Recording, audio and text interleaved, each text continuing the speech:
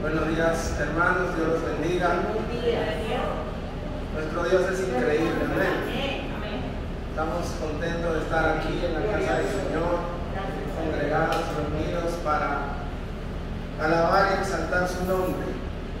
Vamos entonces a ir a la palabra, vamos a continuar con el tema que habíamos comenzado la semana pasada, de ver la vida como Pablo la ve.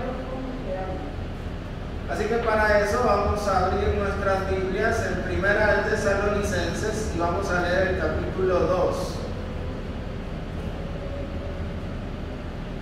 Primera de Tesalonicenses, capítulo 2.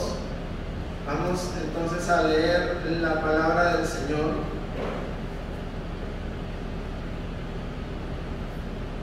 Que dice así: porque vosotros mismos sabéis, hermanos, que nuestra visita a vosotros no resultó vana, pues habiendo antes padecido y sido ultrajados en Filipos, como sabéis, tuvimos denuedo en nuestro Dios para anunciaros el Evangelio de Dios en medio de gran oposición. Porque nuestra exhortación no procedió de error ni de impureza, ni fue por engaño, sino que según fuimos aprobados por Dios para que se nos confiase el Evangelio, así hablamos, no como para agradar a los hombres, sino a Dios, que prueba nuestros corazones. Porque nunca usamos de palabras lisonjeras, como sabéis, ni encubrimos avaricia, Dios es testigo, ni buscamos gloria de los hombres, ni de vosotros, ni de otros, aunque podíamos seros carga como apóstoles de Cristo. Antes fuimos tiernos entre vosotros, como la nodriza que cuida con ternura a sus propios hijos. Tan grande es nuestro afecto por vosotros que hubiéramos querido entregaros no solo el Evangelio de Dios, sino también nuestras propias vidas, porque habéis llegado a sernos muy queridos. Porque os acordáis, hermanos, de nuestro trabajo y fatiga, como trabajando de noche y de día, para no ser gravosos a ninguno de vosotros, os predicamos el Evangelio de Dios. Vosotros sois testigos, y Dios también, de cuán santa, justa e irreprensiblemente nos comportamos con vosotros los creyentes. Así como también sabéis de qué modo, como el Padre a sus hijos, exhortábamos y consolábamos a cada uno de vosotros, y os encargábamos que anduvieseis como es digno de Dios, que os llamó a su reino y gloria. Por lo cual también nosotros sin cesar damos gracias a Dios, de que cuando recibisteis la palabra de Dios, que oísteis de nosotros, la recibisteis, no como palabra de hombres, sino según es en verdad la palabra de Dios, la cual actúa en vosotros los creyentes. Porque vosotros, hermanos, vinisteis a ser imitadores de las iglesias de Dios en Cristo Jesús, que están en Judea, pues habéis padecido de los de vuestra propia nación las mismas cosas que ellas padecieron de los judíos, los cuales mataron al Señor Jesús y a sus propios profetas, y a nosotros nos expulsaron, y no agradan a Dios, y se oponen a todos los hombres, impidiéndonos hablar a los gentiles para que éstos se salven. Así colman ellos siempre la medida de sus pecados, pues vino sobre ellos la ira hasta el extremo. Pero nosotros, hermanos, separados de vosotros por un poco de tiempo, de vista pero no de corazón, tanto más procuramos, con mucho deseo, ver vuestro rostro. Por lo cual quisimos ir a vosotros, yo Pablo ciertamente una y otra vez, pero Satanás nos estorbó. Porque ¿cuál es nuestra esperanza o gozo o corona de que me gloríe? ¿No lo sois vosotros delante de nuestro Señor Jesucristo en su venida? Vosotros sois nuestra gloria y gozo. Amén. Vamos a orar. Padre, en esta mañana te damos gracias por tu palabra. Gracias por tu presencia, Señor, en medio nuestro. Gracias, Señor, porque estamos aquí para adorarte, para exaltarte, para engrandecer tu nombre, Señor. Y también estamos aquí para escuchar tu palabra, para que tú nos hables claramente. Por lo cual te pedimos, Señor, que sea tu Espíritu Santo hablándonos en este momento, haciéndonos comprender tu palabra, que es viva y eficaz, y que cumple, Señor, el propósito para la cual fue enviada. Señor, disponemos nuestra mente, nuestro corazón y todo nuestro ser a no distraernos y a estar atentos a lo que tú tienes para decirnos. Háblanos, Señor. Necesitamos oír tu voz. En el nombre de Jesús. Amén. Amén. Como les decía entonces, la idea de este capítulo 2 y la idea de esta enseñanza es presentar desde la óptica de Pablo cómo Pablo veía el mundo.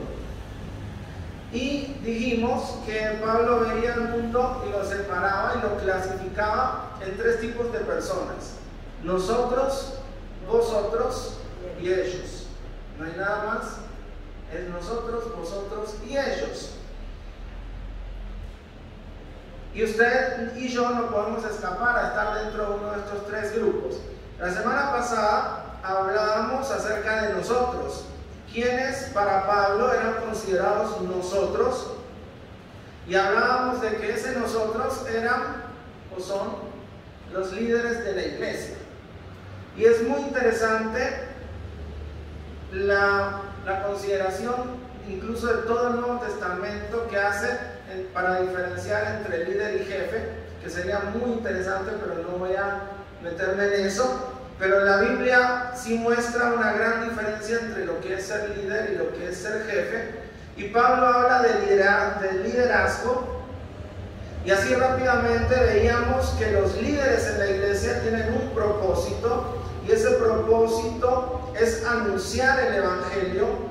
Que ese anunciar el Evangelio es un Evangelio puro, es un Evangelio correcto, es un Evangelio basado en la verdad, es un Evangelio que busca agradar a Dios, que se da gratuitamente, buscando la gloria de Dios, que por ese mismo propósito los líderes estamos llamados a trabajar, a esforzarnos, incluso a padecer, a sufrir por la causa de Cristo. Y que los líderes tenían tres cualidades adicionales. La primera era que amaban a su equipo, a sus liderados, a su grey, y la amaban tanto como una madre, que eran capaces de sudar, de trasnochar, de fatigar y de dar todo lo que tenían, pero también lo amaban como un padre, que eran capaces de animar, de consolar y de motivar a las personas. También hablamos del comportamiento que tenían que tener los líderes, que debería ser santo, justo e irreprensible, y que los líderes eran líderes de oración, que daban gracias y que intercedían por los demás. Así que ese es un breve resumen de lo que vimos el domingo pasado. Si usted quiere más detalle, vaya a buscarlo en YouTube, porque ahora estamos en YouTube. Amén. Entonces la idea de hoy es que veamos los otros dos grupos de los cuales Pablo habla, es decir, vosotros y ellos, para ver en cuál de estos tres grupos finalmente cada uno de nosotros queda. Yo sé que la semana pasada, hablando de sufrimiento, hablando de padecimiento, hablando de tener que trasnochar y que trabajar fatigosamente, muchos dijeron: no, yo en ese grupo no quiero estar. Yo quiero a ver si hay un grupo más fácil. Pero vamos a ver si estos dos grupos son más fáciles. Entonces vamos a empezar por el vosotros. ¿Quiénes son para Pablo los vosotros? Versículo 10 dice: vosotros sois testigos, y Dios también, de cuán santa, justa e irreprensiblemente nos comportamos con vosotros, los creyentes. Entonces, ¿quiénes son vosotros? Los creyentes. Pero este término debemos aclararlo un poquito, porque hoy está bastante diluido Y hoy cualquiera se considera un creyente, cualquiera dice creer, y si lo vamos a buscar, todas las personas, absolutamente todas las personas que viven en este mundo son creyentes, porque creen en algo. ¿Y cómo sé yo que todas las personas creen en algo? Porque lo que nosotros hacemos, como nosotros vivimos, es el resultado de lo que nosotros creemos. Punto, no hay nada más. Usted puede decir que no cree en Dios, pero seguramente tendrá otras creencias. Y esas creencias son la base y el fundamento de su vida. Entonces, ¿quiénes son estos creyentes? Estos creyentes, entonces, no son todas las personas, sino son aquellos que confían, que creen y que viven de acuerdo a lo que creen en la salvación, la libertad y el señorío de Jesús en sus vidas. Entonces, ¿quiénes son estos creyentes? Son aquellas personas que viven de acuerdo a lo que creen. ¿Y en qué creen? Creen que Jesús es el Señor. Creen que Dios es el Rey. Entonces, no son todas las personas, sino simplemente un grupo llamado los creyentes, que Jesús los llama los discípulos,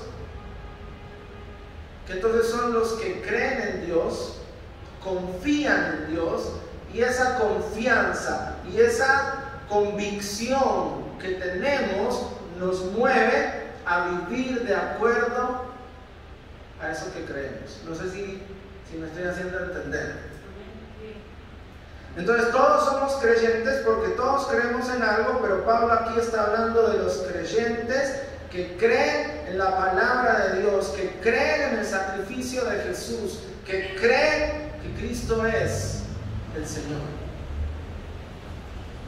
Y lo primero que Pablo tiene para decir acerca de estos creyentes es que son testigos, son conscientes y saben todo el esfuerzo, todo el trabajo, todo el comportamiento que han tenido los líderes y cómo ellos, los líderes, es decir, nosotros, nos hemos comportado para ayudarlos a crecer en esa confianza acerca de Dios.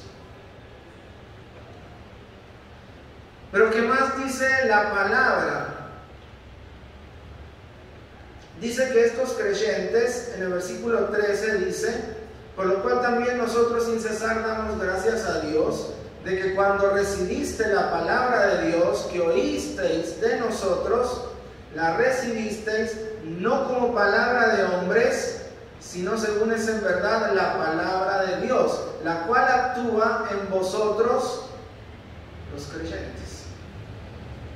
Así que podemos decir que estos creyentes son los que escuchan la palabra de Dios y la reciben como palabra de Dios. Porque hoy podemos encontrar a muchas personas hablando de la palabra de Dios, hablando de la Biblia. Usted puede encontrar en muchos lugares. Puede usted encontrar una Biblia, puede encontrarse en internet un versículo perdido, puede encontrar de cualquier manera la palabra de Dios, pero tomarla como una palabra humana, tomarla como una palabra más, tomarla como una convicción al lado de cualquier otra convicción. Usted puede poner la palabra de Dios al lado de sus otras creencias, al lado de sus otras convicciones, al lado de sus estudios, al lado de su cargo, al lado de su experiencia, y poner a todos en el mismo nivel, pero eso no lo hace un creyente. Un creyente no es alguien que conoce la Biblia. Un creyente no es alguien que ha leído la Biblia. Un creyente no es alguien que usa la Biblia bajo el brazo. Un creyente es alguien que acepta la Biblia como lo que es, la palabra de Dios. Y no solo acepta la palabra como palabra de Dios, sino que permite que la palabra actúe. ¿Y qué tiene que actuar la palabra? Tiene que transformar. ¿Y qué debe transformar la palabra?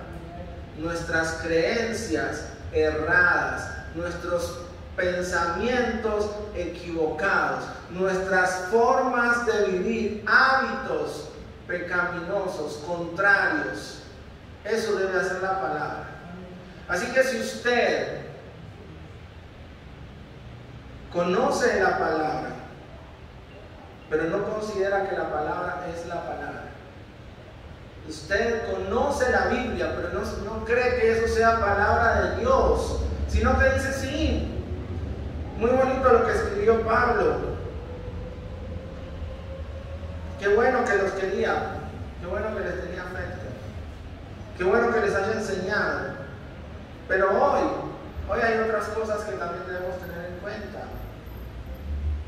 Hoy hay muchos que dicen que la palabra en la Biblia está desactualizada, porque la Biblia no habla de redes sociales, porque la Biblia no habla de internet, porque la Biblia no habla de tantas cosas que hoy vivimos.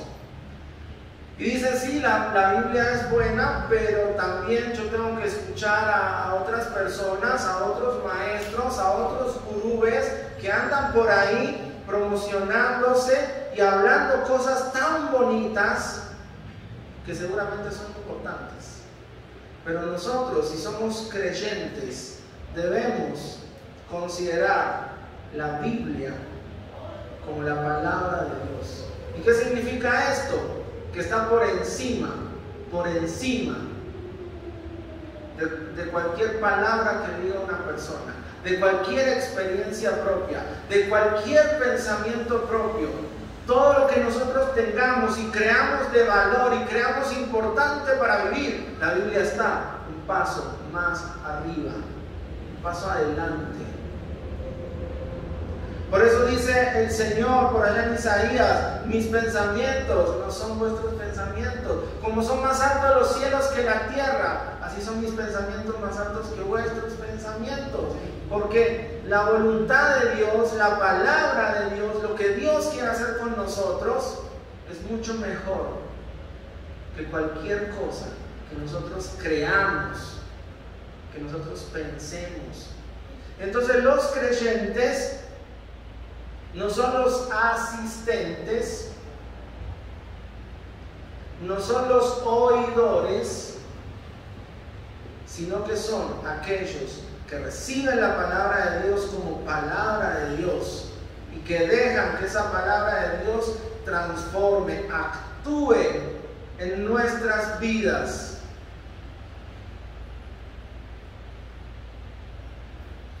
Entonces estos creyentes actúan de esa manera.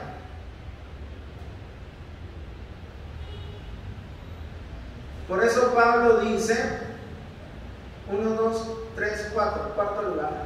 En cuarto lugar, Pablo dice que los creyentes deben andar como es digno de Dios. Versículo 12, y os encargábamos, ¿a quién? A los creyentes, que anduvieseis como es digno de Dios, que os llamó a su reino y gloria. Ahora muchas veces hay una mala interpretación de este versículo, porque creemos que debemos vivir una vida que nos haga ser dignos del reino y la gloria de Dios. Muchas veces hemos malinterpretado pasajes como este, creyendo que nuestra vida debe esforzarse para alcanzar la perfección y que Dios nos considere dignos. Y que nuestras obras deben llevarnos a tal momento y a tal lugar que Dios diga, ahora sí, entra, ahora sí, te dejo pasar, vení, ya sos digno. Pero eso no es lo que está diciendo Pablo aquí. Pablo no está diciendo sean dignos para ser salvos. No, porque la salvación no es por obras. La salvación es por fe, por fe. Así que no hay nada que usted y yo hagamos que nos acerque 1 milímetro más al cielo, si no es creer en la obra redentora que Jesús hizo en la cruz del Calvario. No hay nada fuera de eso. Así que yo con mis acciones no puedo volverme más digno de la salvación. Siempre seré, fui y soy indigno. Aunque esté parado acá hablando, aunque me haya peinado bonito, aunque me haya vestido bien, aunque lleve 30 años, yo sigo siendo indigno de ese sacrificio, de esa sangre derramada en la cruz. Y no hay nada que yo pueda hacer para lograr esa dignidad. No hay nada, absolutamente nada que yo pueda hacer. Y yo no merezco ni una gota de sangre que Jesús derramó. Ni una de esas merezco. No merezco ni un latigazo. No merezco ni un puñetazo, ni que lo hayan escupido, ni que lo hayan atado, ni que lo hayan hecho pasar la noche en la cama. Yo no merezco todo eso. Nunca lo he merecido. Nunca lo voy a merecer. Entonces aquí Pablo no está hablando de que tenemos que tener una conducta que nos haga ser dignos de la salvación, porque eso es imposible. Aquí nos está hablando de que debemos tener una conducta que demuestre al mundo que yo ya soy salvo, que yo ya creo en Dios, que soy un creyente. ¿Por qué? ¿Por qué debo cambiar mi conducta? ¿Por qué debo transformar mi manera de ser? ¿Por qué debo dejar que la palabra actúe en mí? Porque Dios es digno. Él sí es digno. Él sí es digno de que derrame mi sangre. Él sí es digno de que reciba azote. Él sí es digno que si tengo que ayunar, que si tengo que dejar de comer, que si tengo que escapar. Él sí es digno de toda, cualquier acción que yo haga. Entonces, porque Él es digno. ¿Sí me comprenden? Él es digno. Yo tengo que demostrar con mi vida que Él es digno. Si soy un creyente. Si soy un creyente, yo tengo que demostrar qué clase de Dios creo. Y tengo que vivir una vida como es digna de Dios.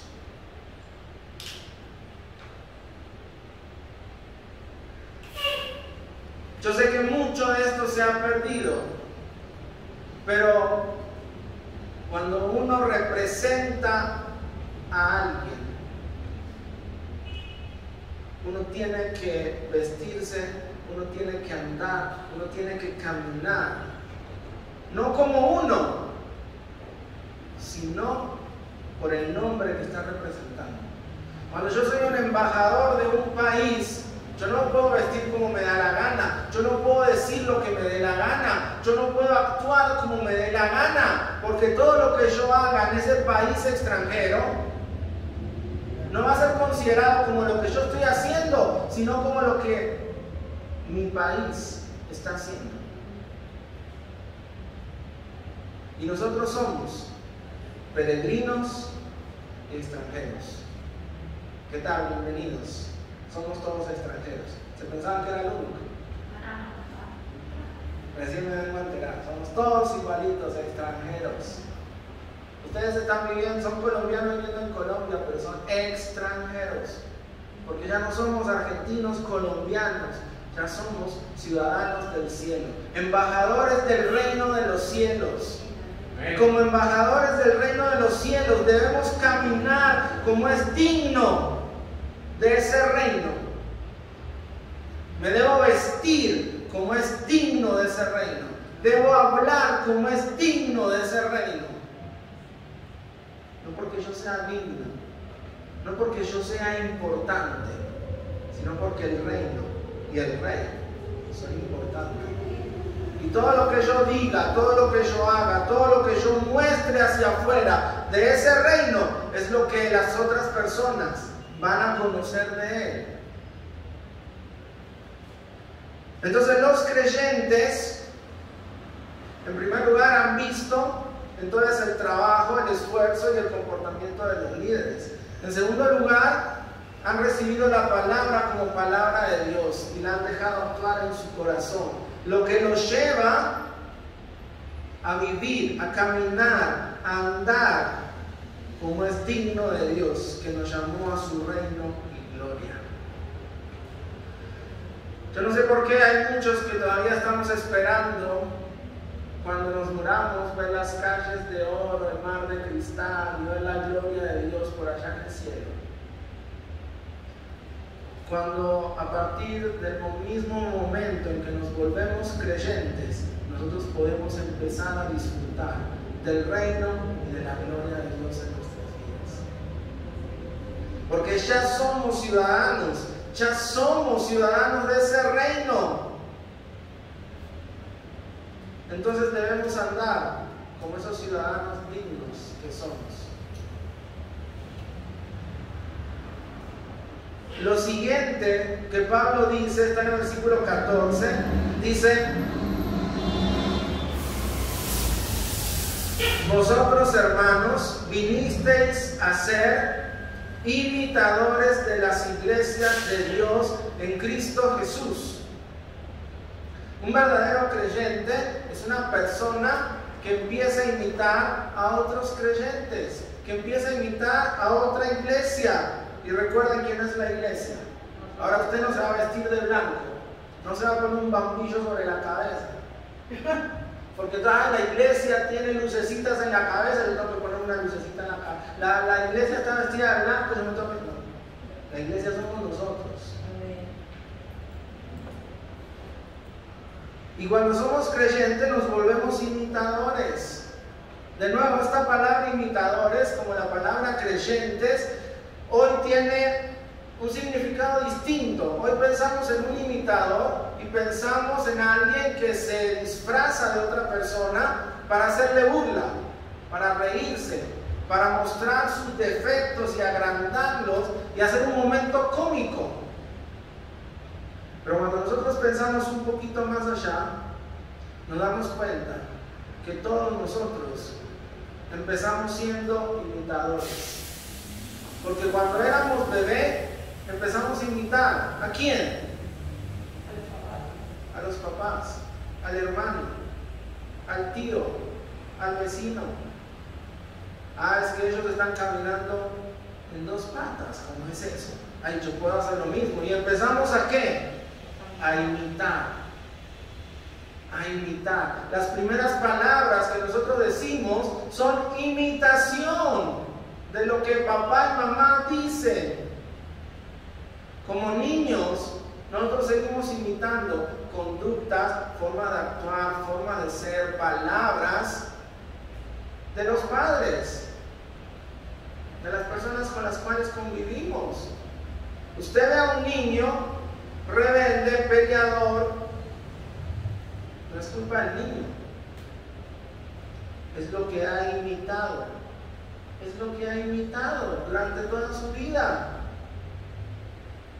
Y como iglesia, si nosotros, dice Pablo, nosotros somos como una madre o como una nodriza que ha cuidado con amor y ternura a sus propios hijos, y hemos sido como un padre que exhortaba, consolaba y animaba a sus hijos, pues entonces vosotros, que son los hijos, deben imitar y crecer imitando a otras personas que ya llevan más tiempo de recorrido. Entonces Pablo dice: ustedes han venido a ser imitadores de las iglesias de Dios en Cristo Jesús que están en Judea.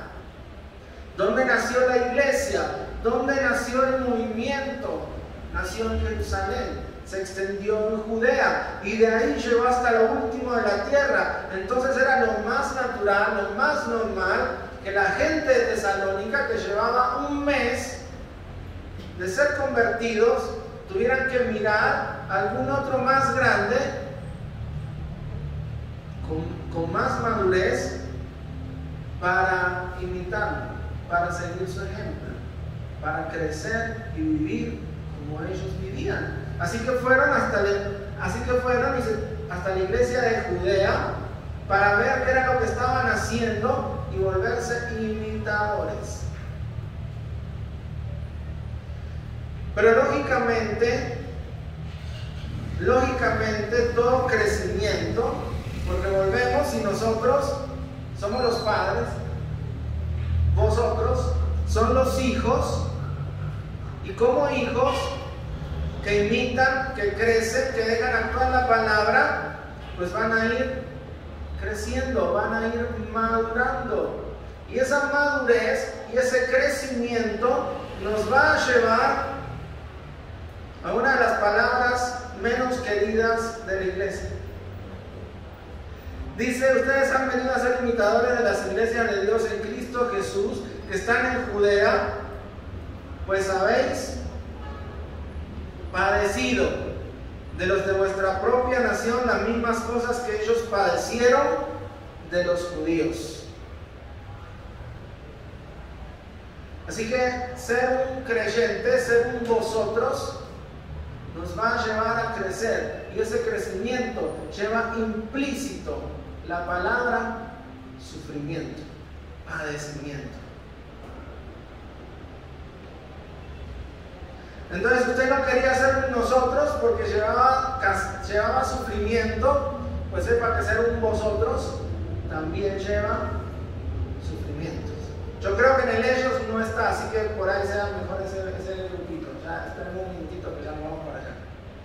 Entonces vosotros, los creyentes, los hijos que van creciendo, también experimentan sufrimiento, padecimiento por causa del Señor Jesús.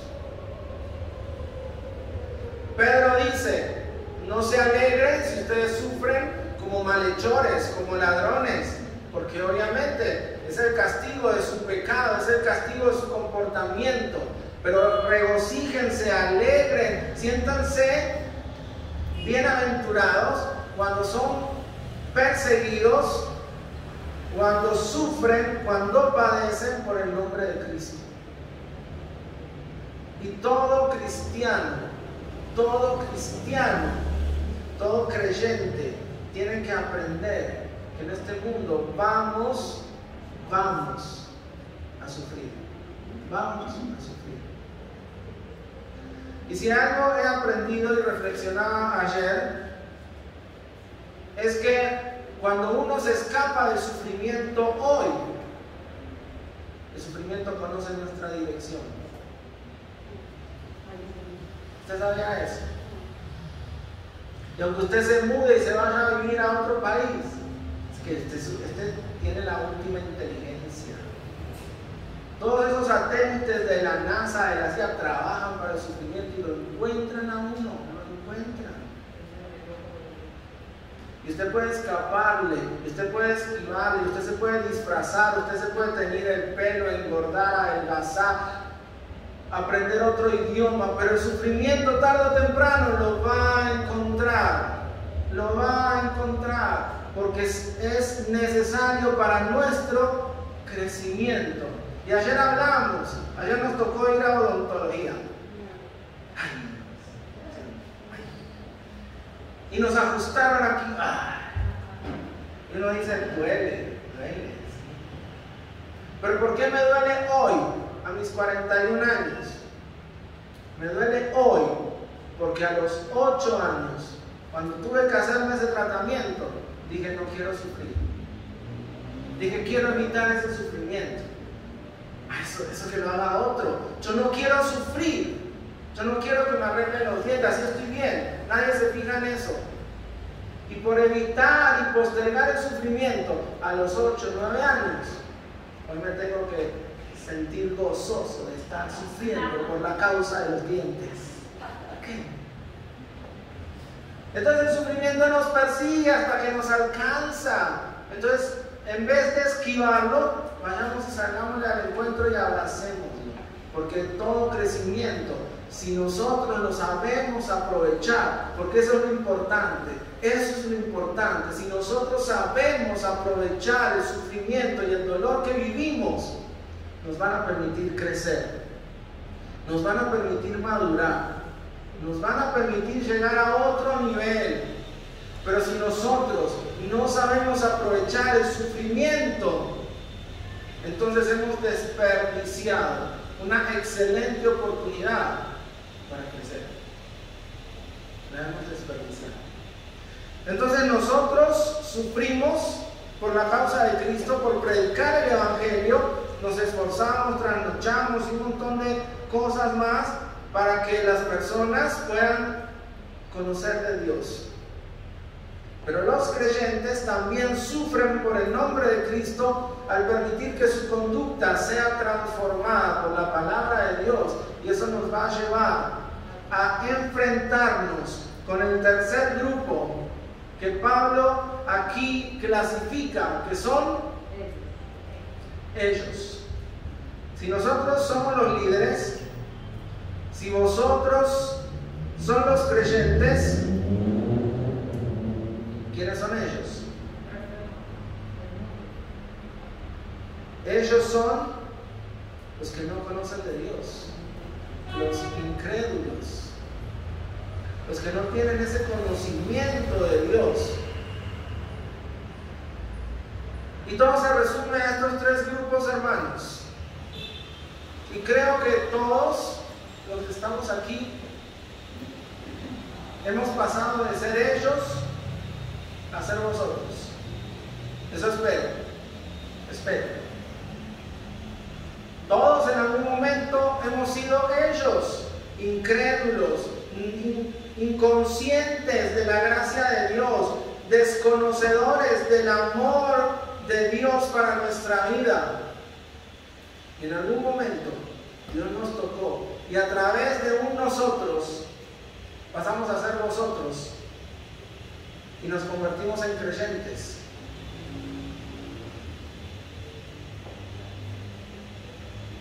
Y ojalá muchos de vosotros quieran crecer hasta convertirse en nosotros.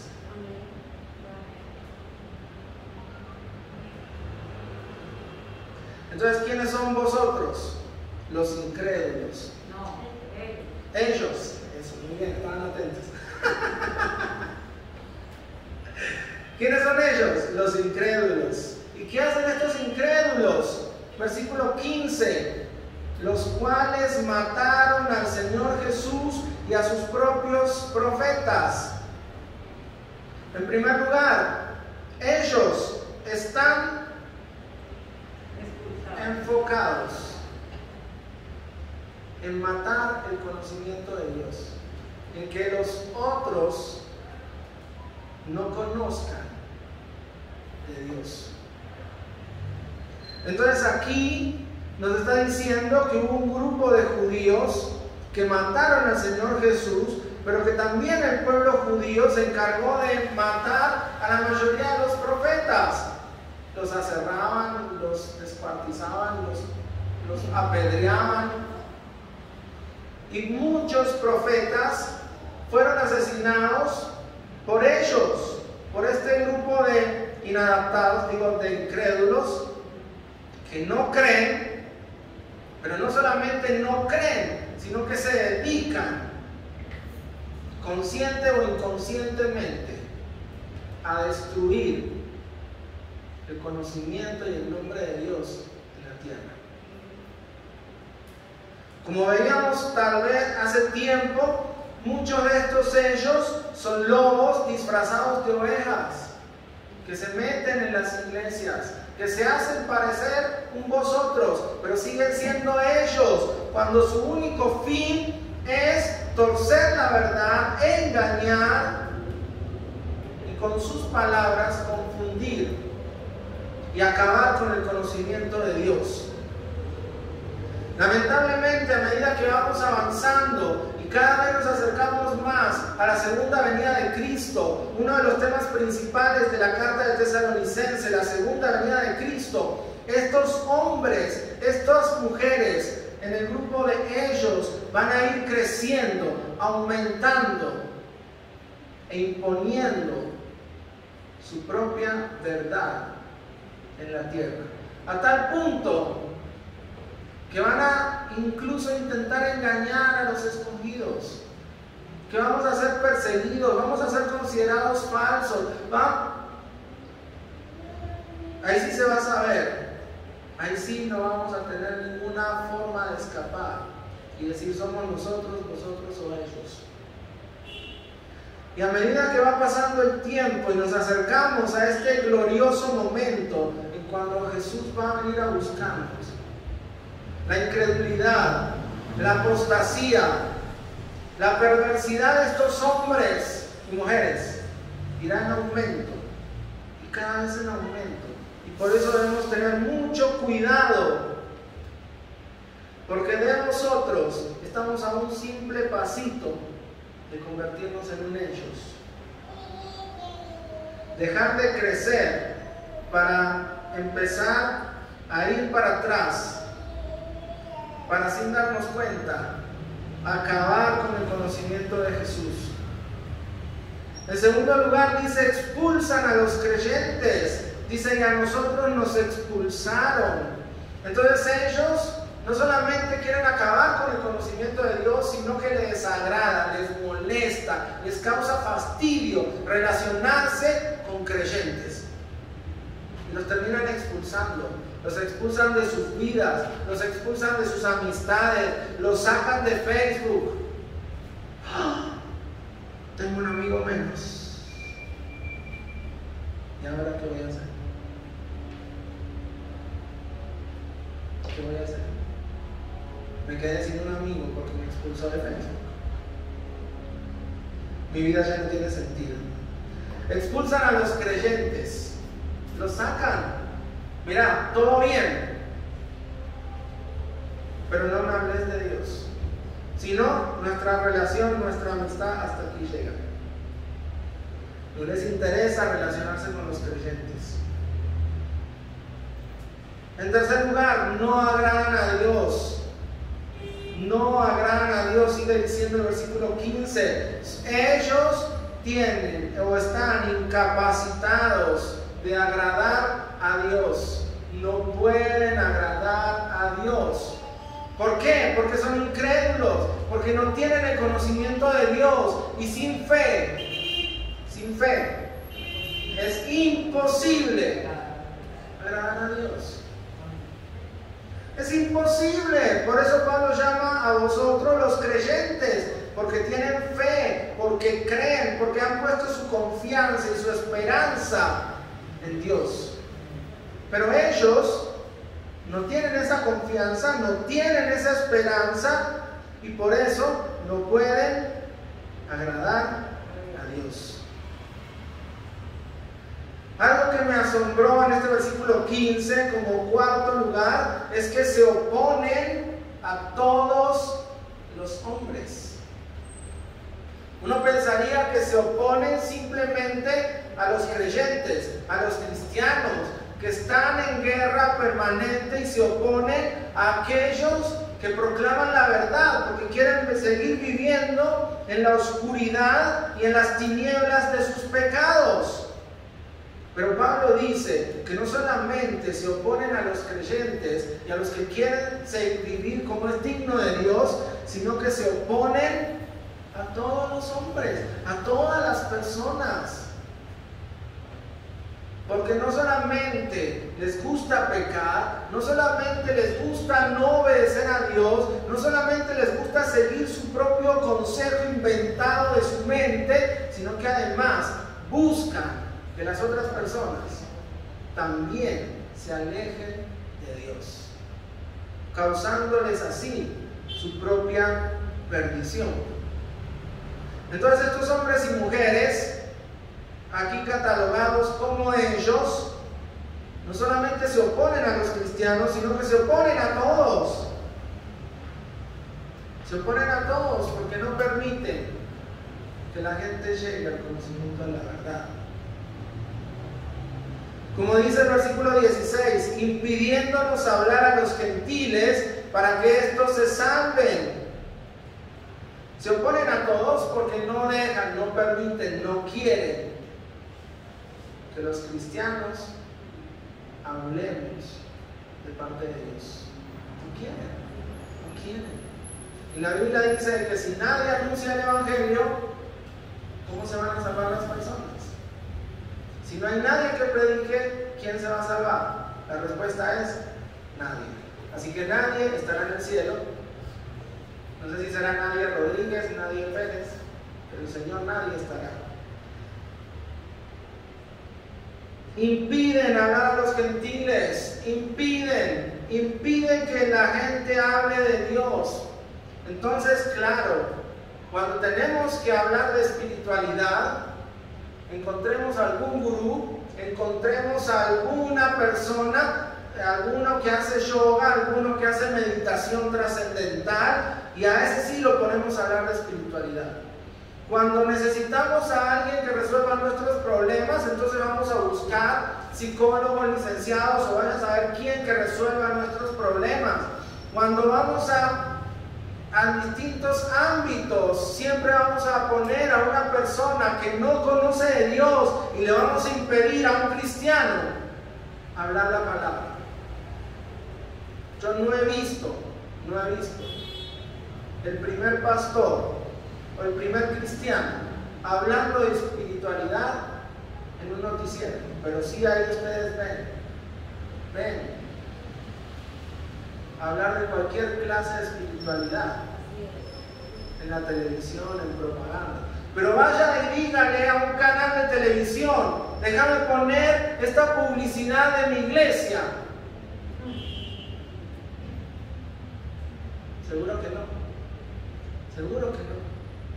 porque están puestos ahí para impedirnos a nosotros. Por eso es que ya, ¿cuándo usted ha visto en los Óscares películas cristianas? Y hay buenas. ¿Y cuándo ha visto películas cristianas? ¿Cuándo ha visto entregas a los cantantes cristianos? Que saquen sus propios premios. Ellos son un mundo aparte. No sé si pensarán que somos extraterrestres,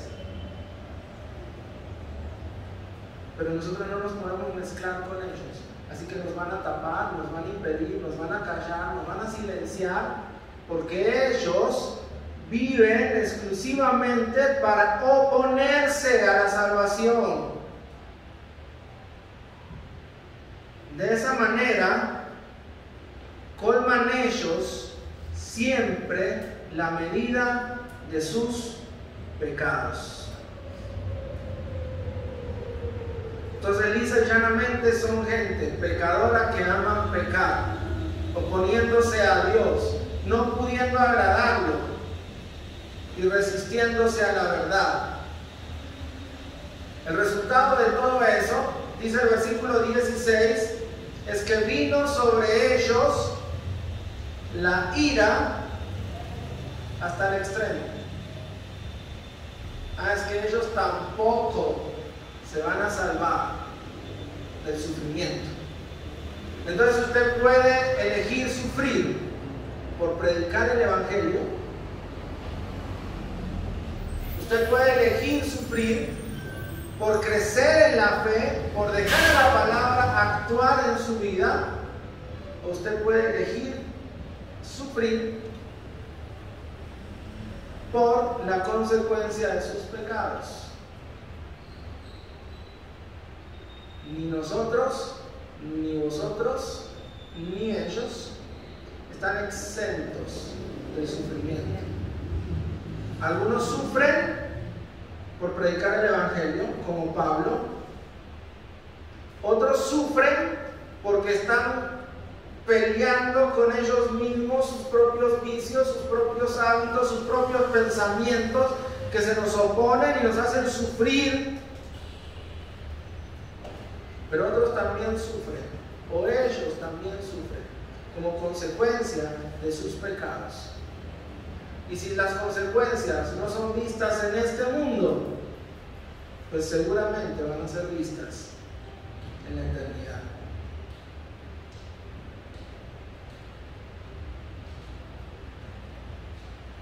Y ellos, como decía Jesús, son hijos de su Padre. A los cuales los judíos no entendieron. Es que nosotros no somos hijos de fornicación, es que nosotros no somos hijos de Abraham. Pero Jesús les dijo, ustedes son hijos de vuestro padre, el diablo. ¿Por qué? Porque ellos hacen lo mismo que hace Satanás. Satanás, en el versículo 18 dice, Satanás nos estorbó. Y ellos son estorbos. Porque hacen lo mismo que ven hacer a su papá. Nosotros, vosotros, hacemos lo mismo que vemos hacer a nuestro papá Dios. Ellos hacen lo mismo que ven hacer a su papá, Satanás. ¿Y qué hace Satanás? Estorba. Estorba. Es un obstáculo, es un impedimento para que nosotros avancemos, para que nosotros crezcamos, para que nosotros y ellos lleguen al conocimiento de la verdad. Satanás se dedica a estorbar y nosotros debemos ser conscientes